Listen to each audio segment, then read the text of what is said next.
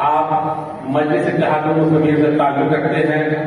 आपके जिम्मे कम से कम उत्तर प्रदेश की 25% आबादी की जिम्मेदारी है, जिसकी आप नुमाइंदगी की बात करते हैं। अभी महीने भर पहले आपने देखा कि दिल्ली में एक हादसा हुआ, लगभग 700 साल पुरानी मस्जिद गिरा दी गई।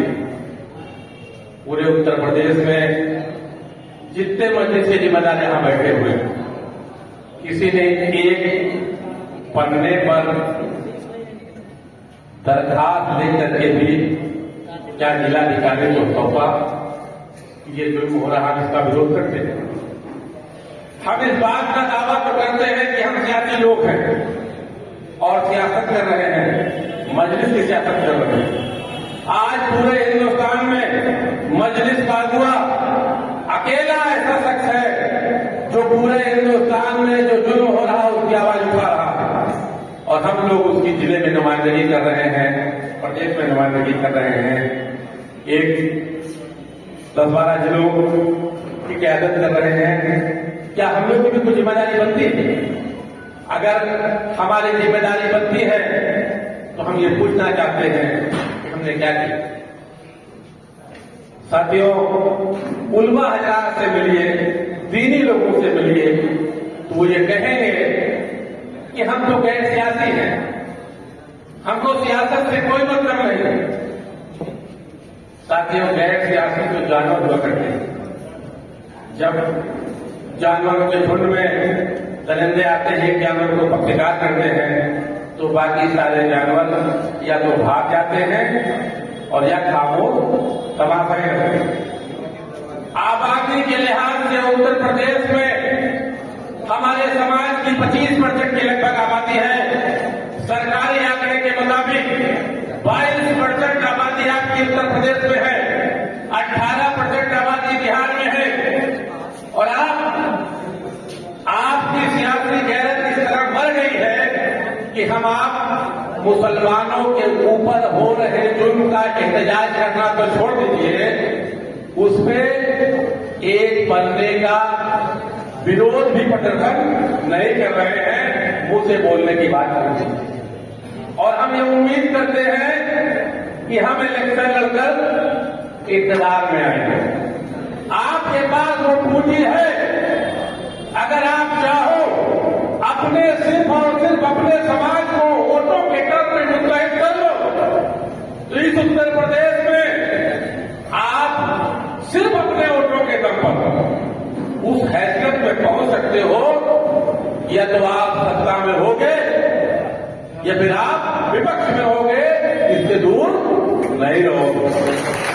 अगर आप अपने समाज को मुतहद करने में कामयाब हो गए तो मजलिस अकेली ऐसी पार्टी होगी जिसके टिकट के लिए, टिकट मांगने के लिए उन लोगों की, आपके समाज की बात तो छोड़ दीजिए, उन लोगों की जो आज आपको मिटाने की बात कर रहे हैं, इतनी लंबी लाइन होगी कि अध्यक्ष जी के पास वक्त नहीं होगा आखिरी शख्स से मुलाकात करने का। ये आपकी सियासी हैसियत है।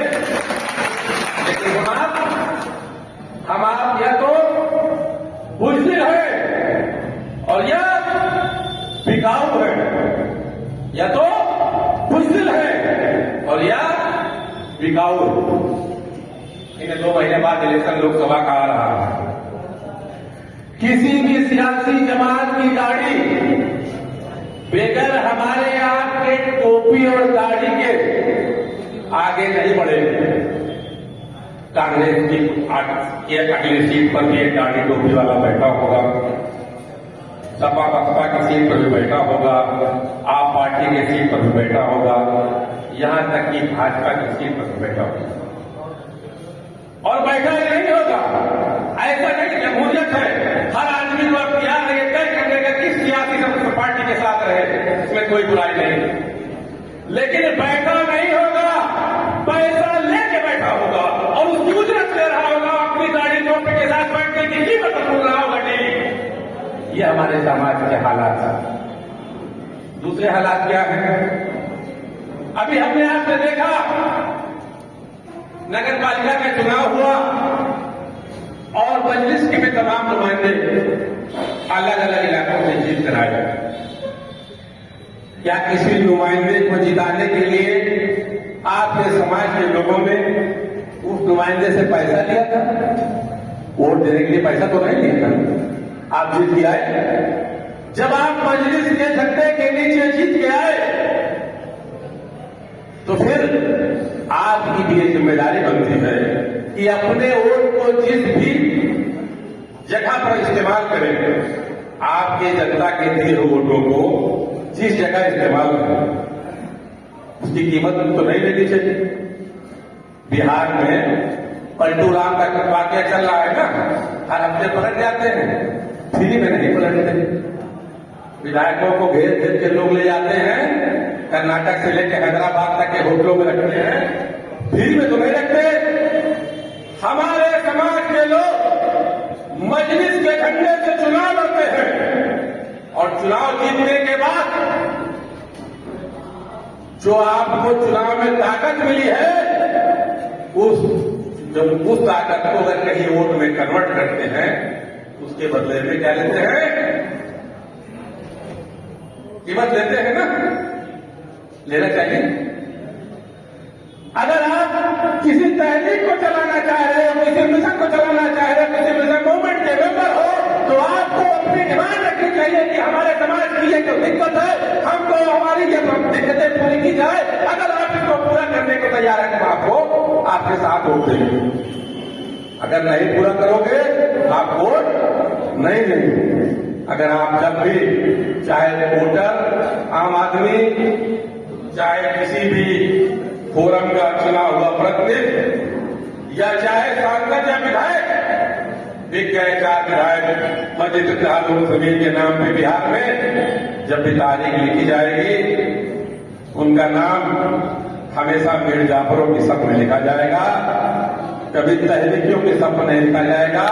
हालांकि जीते मस्जिद के झंडे से चुनाव तो फिर आ गया, 5 साल पूरा हो गया, अब वो कहां जाएगा?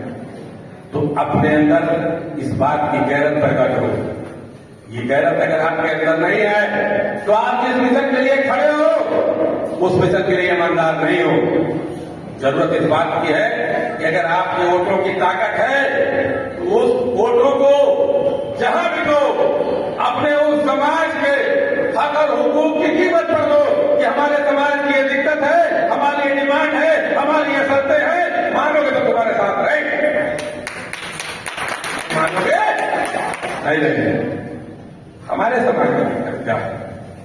अगर 100 मुसलमान हैं, 3% लोग उसमें क्या है? सियासत में है। कोई कांग्रेस में है, कोई सपा में है, कोई बसपा में है, कोई किसी भी तमाम सियासी पार्टियों में। वो बहैसियत मुसलमान आपके नुमाइंदे नहीं है, बल्कि मुसलमान नाम के नेता हैं। अपने पेट के लिए धंधा करने निकले, हमको उनसे कोई शिकायत भी नहीं, धंधा कर रहे हैं।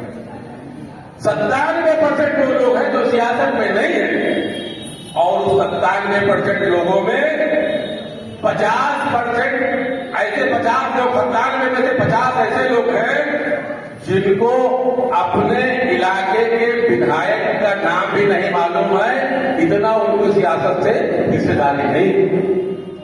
हम आप मस्जिद का झंडा लेके निकलते हैं कि हम लोग मस्जिद में जोड़े, तो किसको जोड़ने निकलते हैं?